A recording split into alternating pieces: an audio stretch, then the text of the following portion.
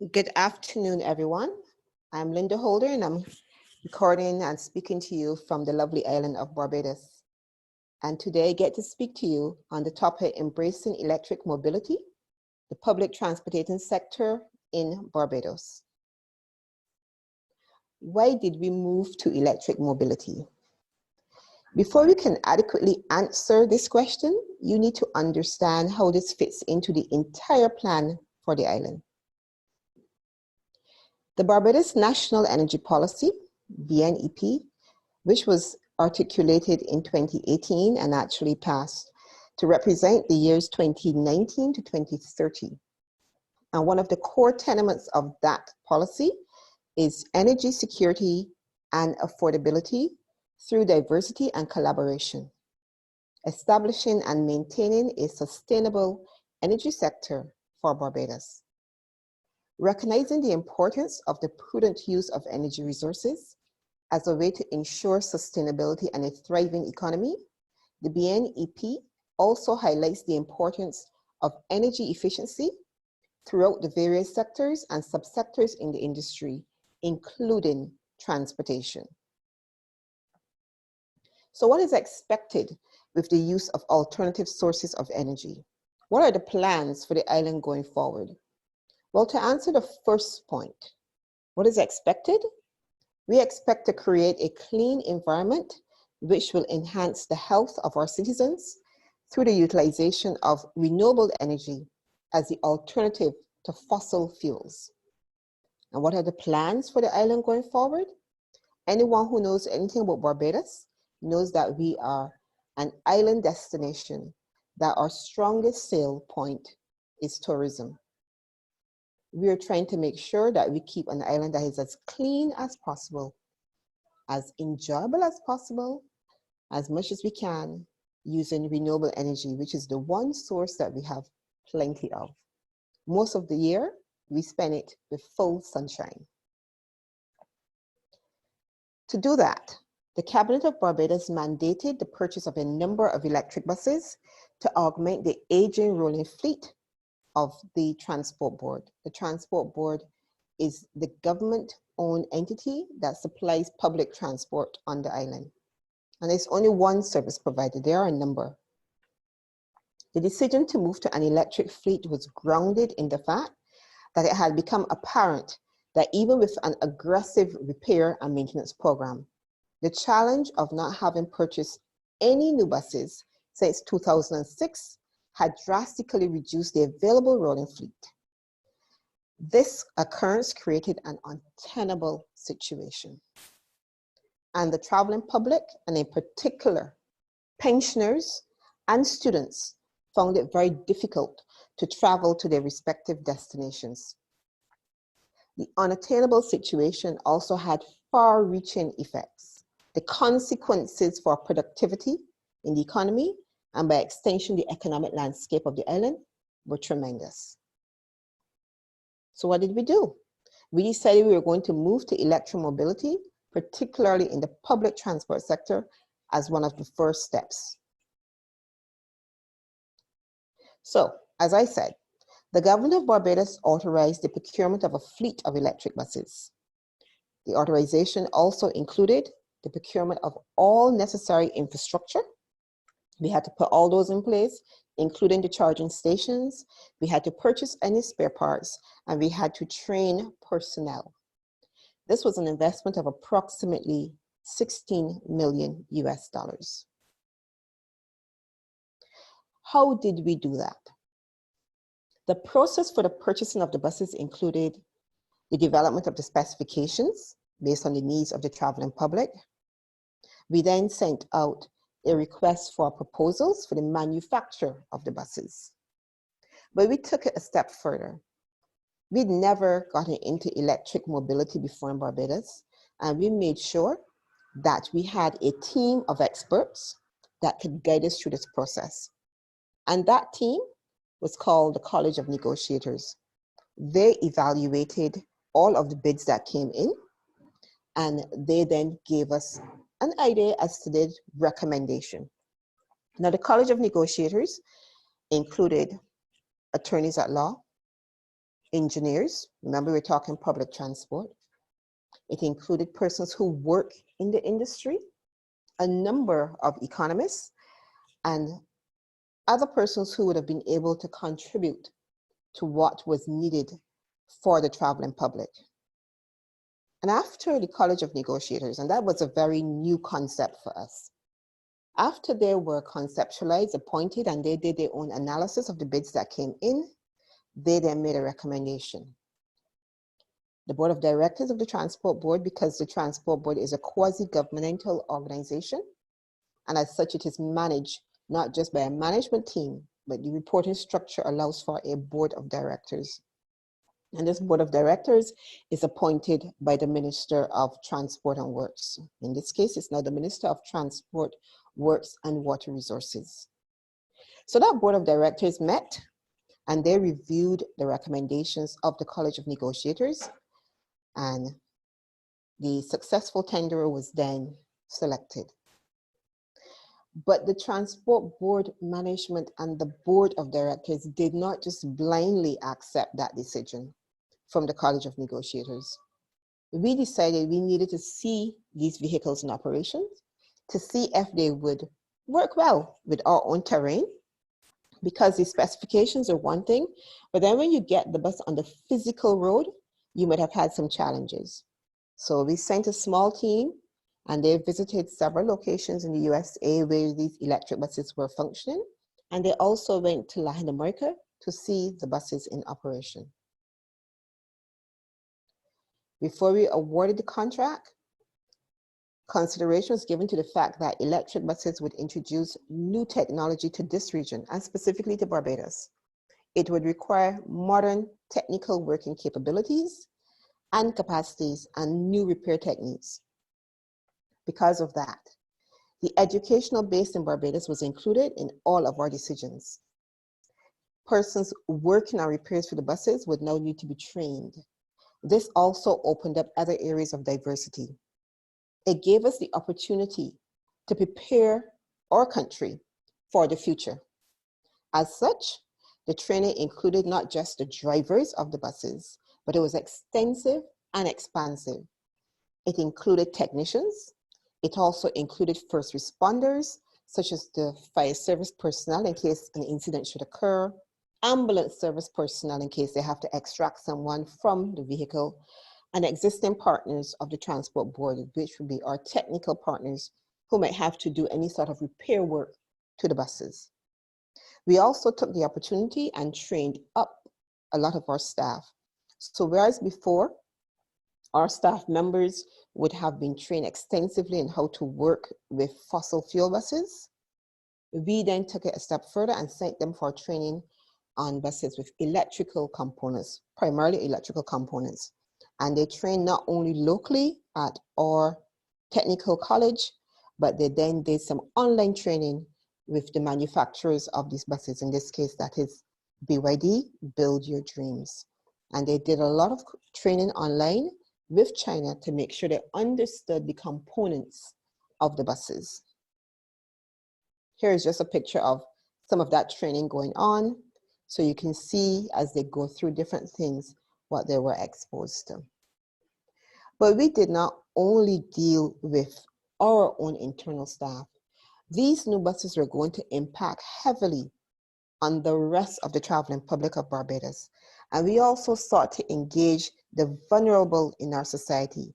So we reached out to the Council for the Disabled to make sure that whatever we decided to do, it would benefit that section as well. So I just want a moment of your time to play a short clip so you can see the response from that sector of the island and the traveling public.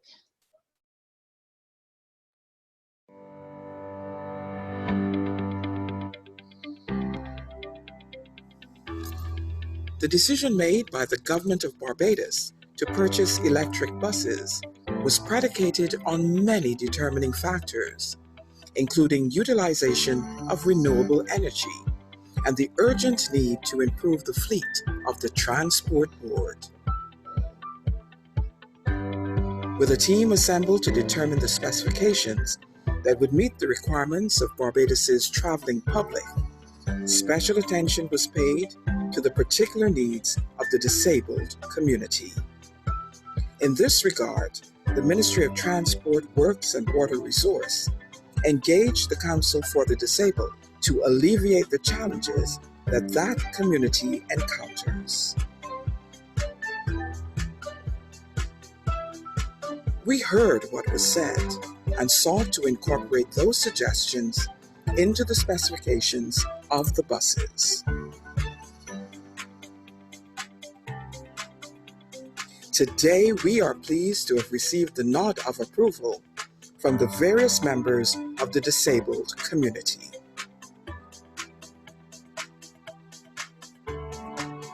The Transport Board, you are in safe hands with us. So that was just a short clip to show how we engage other persons as well. So as I indicated earlier, in undertaking this project, we sought to be as inclusive as possible. And obviously that required us doing certain things.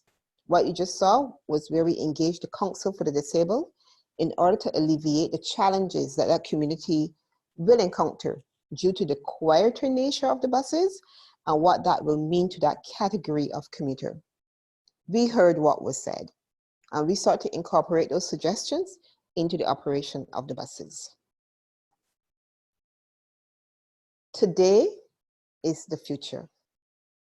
We have done the work, we have brought the buses on stream, and we're now operating the buses.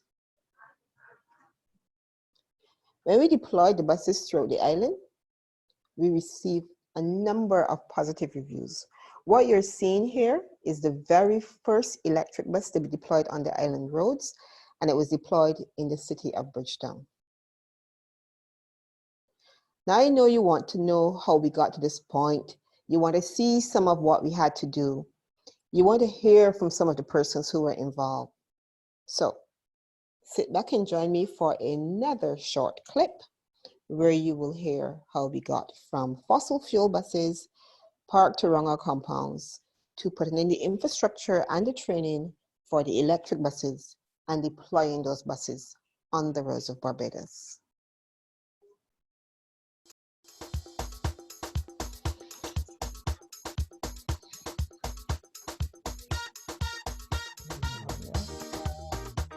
The Transport Board, which would have been formed back in 1955, has come a long way.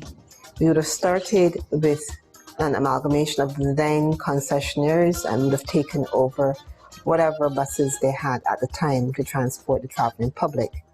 Over the years, we've seen a number of improvements, but it cannot be hidden that we did not purchase any new buses since 2006. Fast forward now to 2020, and we're pleased to be able to introduce to the traveling public of Barbados the first electric public transit vehicles in this side of the Caribbean. We're pushing electric mobility, and that is because we have all agreed that traveling as we all know it to be needs to change. We need to reduce our carbon footprint and travel using cleaner energy so that the Barbados we are existing in and we're enjoying today is around for our children tomorrow. To this end, the government of Barbados made a decision that the Barbados Transport Board, which is the premier, no matter what anyone else says, the premier choice for public transport on the island, would be able to improve its traveling stock, and we will be able to move the traveling public who have been suffering for an extended period. Because of that, it was agreed that we would purchase 33 electric buses, and we would now be able to move into the realm of electric mobility for all. We've moved from the point where you would have seen us excavating the compounds. We would have had all of the other buses on the compound, and we've been retrofitting some of those. But the true test would have been when the electric buses came. Those buses came with specifications that we had never had in Barbados before. Most importantly, they came with air conditioning. We are a very hot nation, and having air conditioning on board those buses worked very well. Additionally, we also brought kneeling technology our senior citizens who travel with us on a daily basis and who help to pave the way to get us to where we are today would benefit from that, because one of the cries was that the other buses were too high. So new technology was also brought into bear. We realized that the differently able community also needed to be able to move around on public transport and not only at select times. So these buses would also have room for a wheelchair, and it comes with obviously the wheelchair ramp to be able to allow persons to get on and off of the buses. We were also cognizant of today's world and what people are expecting to be able to do as they commute. So we included Wi-Fi on board the buses, and we went so far as to put charging stations on every single bus. So each bus now has 24 charging stations that persons can top up their mobile technology devices as they traverse the island of Barbados. We'd had some complaints from our drivers as well, so we've put them in an enclosed cabin.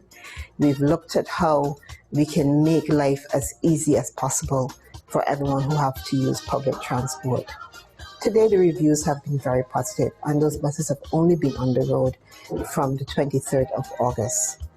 We've been able to put them through most of the island. There are, of course, some areas that we're still not able to deploy these buses to as yet, primarily because we're having to work with our parent ministry, the Ministry of Transport Works and the Water Resources, to improve some of the road surfaces and to clear the trees that are hanging over some areas of the island.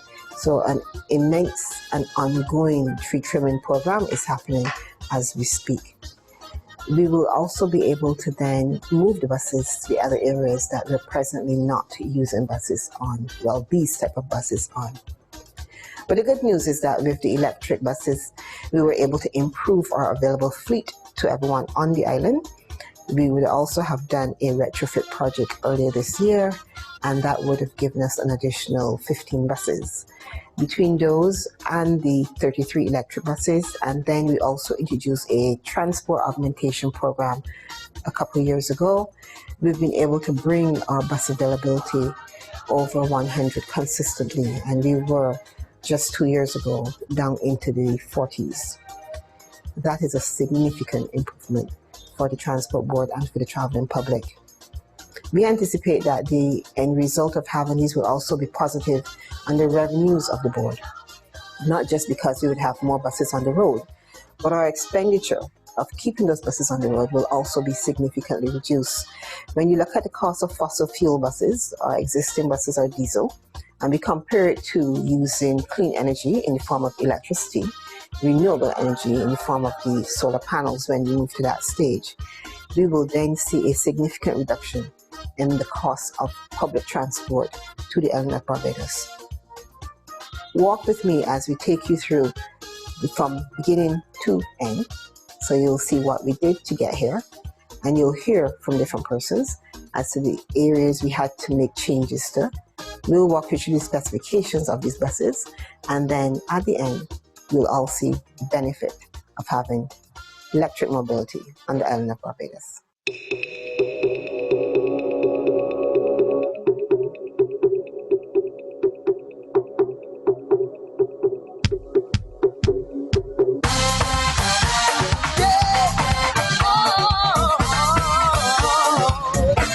This is a historic and momentous occasion for the people of Barbados, as these buses will be completely transformational and transform the landscape of transportation within this country.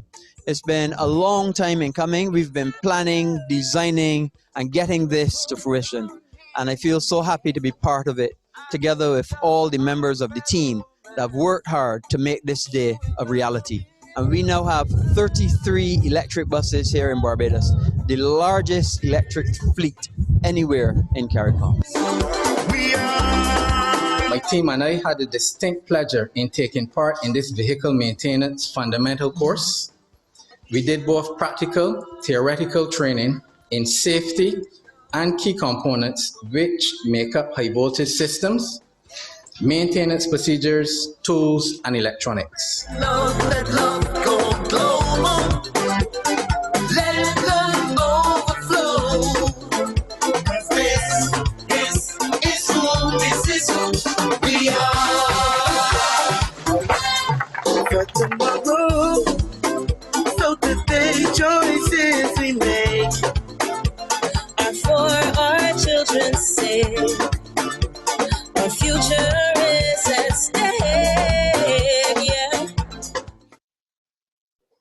course, we had to share a little bit of Barbados, and not just the buses, but a little bit of our music and a little bit of our islands, so you can see what we're doing here as well.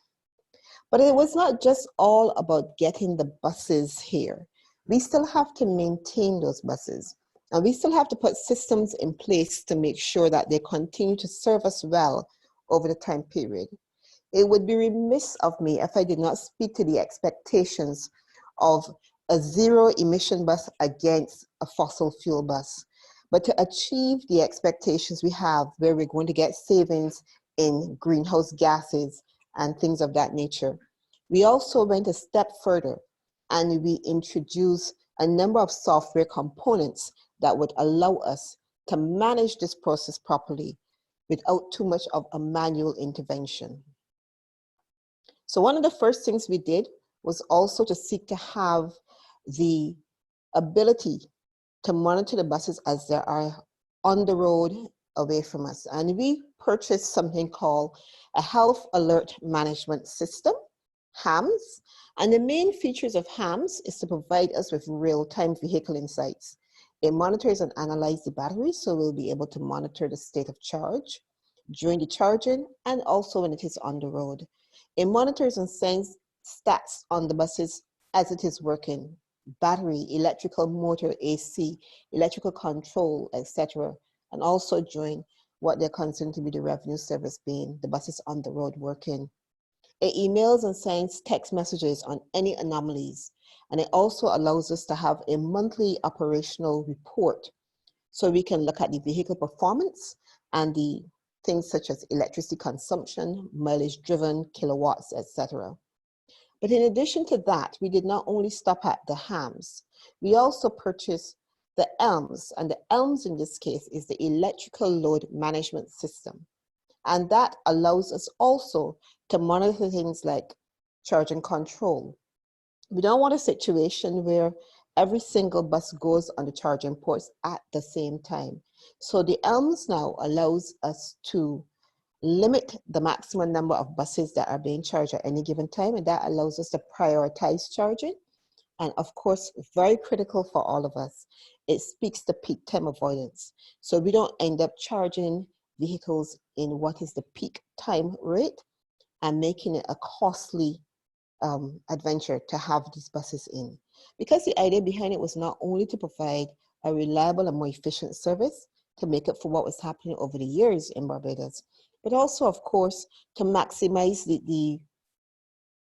minimizing the expenditure and maximizing the possible revenue that we can get from these buses.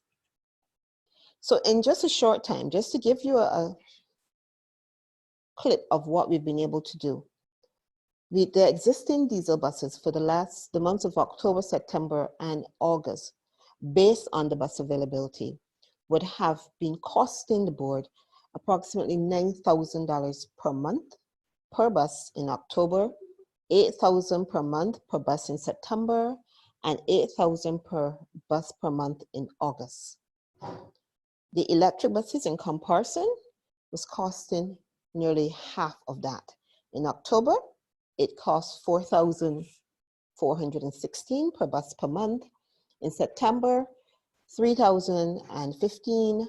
And in August, when we first started, obviously, it was much less, $1,000. The overall average bus availability for August averaged 54, up to a maximum of 83, a minimum of 33. September, the average was 81. We had a maximum of 92, minimum of 73. And in October, the average was 78, a maximum of 87, and a minimum of 67. But what I wanted to show you was that we've been able to generate nearly 50% savings in our fuel costs by moving to electric buses. And again, this doesn't speak to the greenhouse gases and so on that we're seeing savings in those areas on our island. Remember, I started by saying Barbados is very much dependent on tourism. And of course, we still want our own territory and our own persons to be able to live in a level of healthy comfort without having to inhale. So we're trying to reduce our carbon footprint as well. At this time, as I said, we're already seeing the savings in the fuel costs. And since going into operation, the buses have already crossed the 75,000 kilometer level because these buses are on the road from approximately 4:30 on mornings until the next morning at 2 o'clock. Our services officially run from 5 a.m. until 5 minutes after midnight. And once these buses go on the road, they only will come off the road to be charged. The buses have less moving parts than the fossil fuel buses. And because of that, we anticipate we will have major savings on our maintenance costs. And we are already seeing the benefits of that. So would I offer or suggest that anyone else move to electric mobility and to embrace alternative fuel for mobility in public transport? Yes. We in Barbados have seen the benefits from that, and we can say to anyone, having done the research and having put these buses in place, we are seeing what the future holds. And as I said, the future is now. Thank you so very much. Hi, Linda. Hello, how Thank are you you? very much. Thanks for your presentation. You are very welcome. I thoroughly enjoyed speaking about it. Yeah, look, yeah, I mean, we had a chance to talk a few times, and I think I always say the same thing. And whenever I'm talking about electric buses, it's always Barbados. I mean, that's the greatest example that we can give. I mean, it's an amazing job. Doesn't mean that it's easy, but it is possible. So it's great to hear it and to see, to hear it from you. Thank you as well for having me. As I said, you're quite correct. It wasn't easy, but it's definitely possible. And it has shown the benefits that you can reap if you move to an alternative energy source. Yeah. Thank you very much again for being with us. And I'm sure we'll be catching up soon. I'm sure we will be. Thanks again. Thank you very much. Bye-bye. Bye-bye.